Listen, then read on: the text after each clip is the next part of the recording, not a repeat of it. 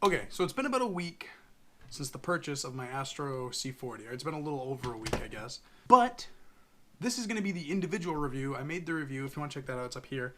Or it's kind of like a matchup between the Astro C40 and my Scuff Infinity 4PS.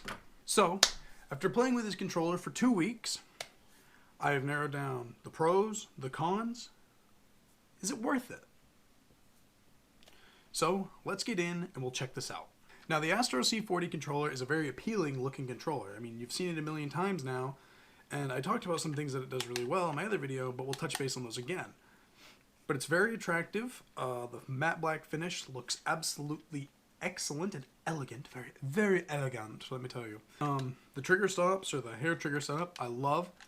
The triggers feel amazing. They have solid feel the whole way through. Like, it has just a good amount of tension on it the whole way. So, like, if you're a big racing guy, you know, you play Gran Turismo and all that, you'll get a really good feel for this. All the button presses, I really like.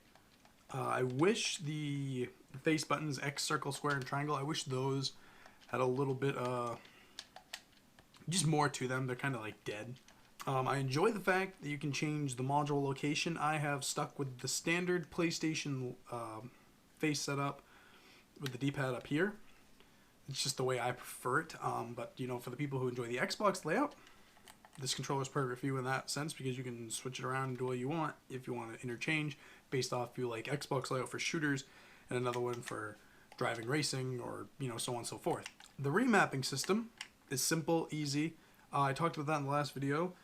It is hold this down for 3 or 5 seconds, then click the button you want, the paddle, or if you want it to be the left one, and then click the button over here, release, and then I'm pretty sure you click this again, or no, you don't have to click it again. It'll vibrate after you let go.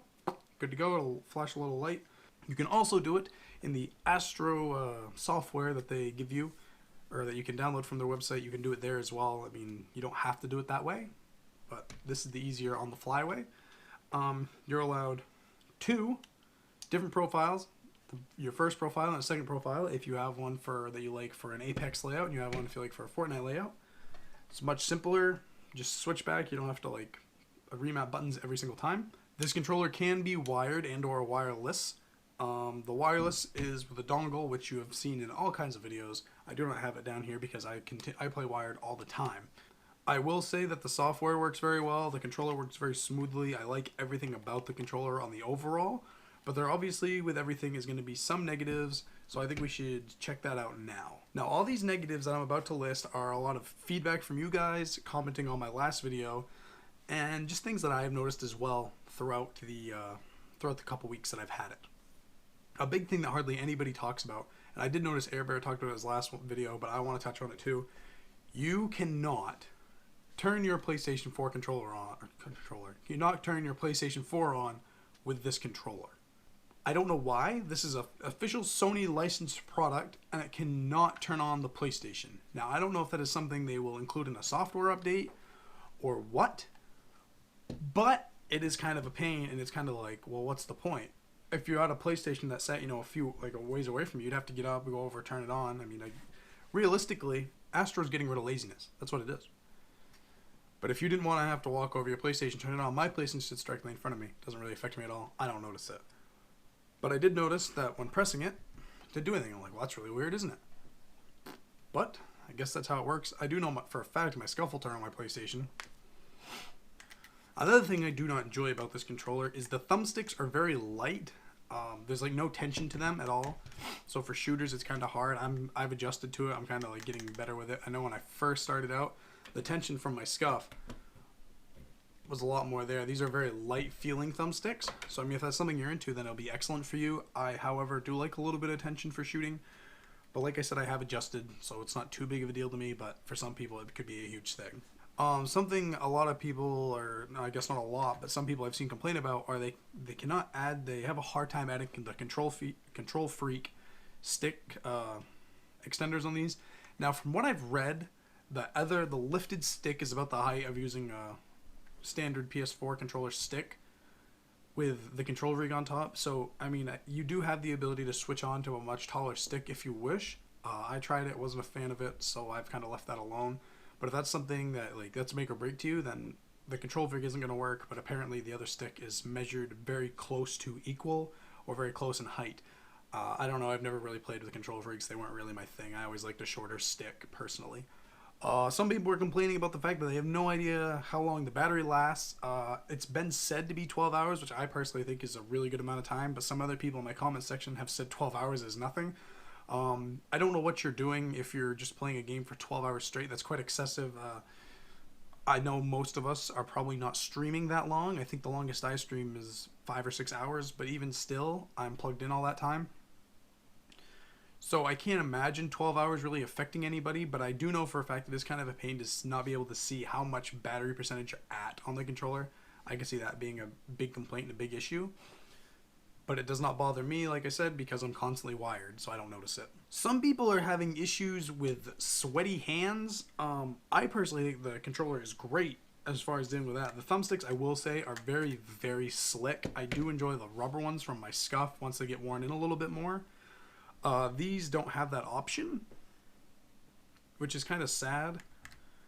But the controller feels pretty good with sweaty hands, but the thumbsticks, those are kind of a pain to grab, I will say. There is an issue with swapping modules while on. The controller won't really act right. I noticed that I couldn't really do anything. I had to shut the controller completely off and then turn it back on. Scuff. With switching modules around, you're going to experience some thumbstick drift.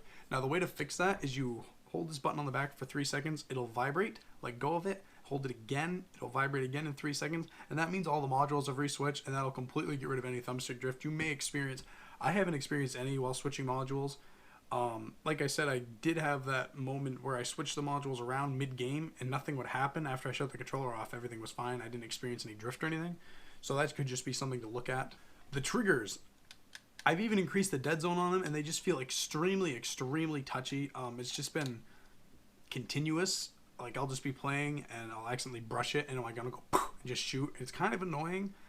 Some people said to me that it had to do with Fortnite itself, but I know for a fact it's not. I know that glitch, and I know the glitch where you just continuously swing your pickaxe or you just continuously shoot, and that glitch is very annoying. But this is not the same issue. This is a single shot, just like I'm brushing over it, and that's definitely going to take some time for me to get used to. The triggers are a little bit bigger than my Scuffs were, and that's just going to come with time. Another issue people are complaining about is how late this controller came out in the PlayStation's life. A lot of people are freaking out because the PS5 is supposed to be coming out sometime. But from what I've read with the PS5 is a lot of people are talking like it might not even be released. Like a lot of people are saying, oh, it's going to come out next year. But I'm reading and I haven't seen anything that said that. A lot of people are saying it might not even come out for a year afterwards. So if you are concerned with that, I would not get this controller. But at this point, and if you're looking for a custom controller, then you're going to look at a Scuff anyway. And from what I understand, those aren't supported for PS5 either. Astro will probably come out with some form of software update. That's the great part about this controller is that they have that consistent software updating. And that'll probably come out with an update to play and switch it to the PS5. I don't know yet. I obviously don't work for Astro, but if Astro is going to announce that they should do it sooner rather than later, and that'll increase the sale of their controllers. Another complaint some people have is that for the sides, there's only 2 paddles. Coming from 2 paddles to another 2 paddle one is fine. I'm not big. I don't like having 4. That's just a completely me thing. But it will be very hard for you to adjust from having 4 paddle input to 2 because you feel more restricted. And, if you want the 4, I definitely recommend looking at some other options. But the 2 seem to work perfectly fine for me. So my overall consensus on the Astro C40 controller is it's a really good controller. The price does come in at what seemingly high. But for what it compares with at the same price... it's built, I guess, in a sense, feeling more rugged-like. I know compared to my Scuff that I faced it off against, it felt better. I did enjoy it better. I don't know. Like, I guess if you're going to pay that much money, a lot of you might want the 4 input. I don't. I like the Astro better. I feel like the Astro's built better. It's more comfortable to me now. It did feel big at first. It took me a little bit to adjust to that, but now I've got it and it feels good. But so the $200 price tag does seem a little extensive. Definitely something to consider when moving forward. If they do announce that this controller will play onto the PS5, then that could be a huge thing to consider when purchasing, because I know a lot of companies don't offer that right now. So that's definitely something to consider if they announce for the PS5, then this controller will definitely shoot up in its value quite a bit. So yeah, so the price point is it's not really there for what it is. The controller is probably the best built, which like which allows a higher price tag, but at the same time, when you're comparing it to other controllers that it does compare with as far as size goes, it lacks a couple more inputs. This controller definitely should have had a few more inputs, and maybe that's something they'll eventually one day offer. I mean, this is their first intro to controllers, so it's definitely they're going to try and keep it simple. But I really like the controller. It's built well. It feels good. The sticks just need more attention, which they can add with new modules, which I'm sure they'll start coming out with any time now. And the triggers just seem a little too touchy for me personally, but I love the controller. If you want to check out my Twitch down below where I'll be playing with this controller a lot, it's twitch.tv/theogawads. It'll be in the description. Be sure to check that out. Hit the follow there. I stream quite often. I couldn't really through the much of March as I was working nights, which made it really challenging. So yeah, if you like this video, do me a favor and yourself a favor by hitting the like button and the subscribe button. You know, why not? You get to see more of these fantastic things. I will be doing a 1-year review of my Scuff Infinity 4 PS very soon because it's been a year and it was a horrible one.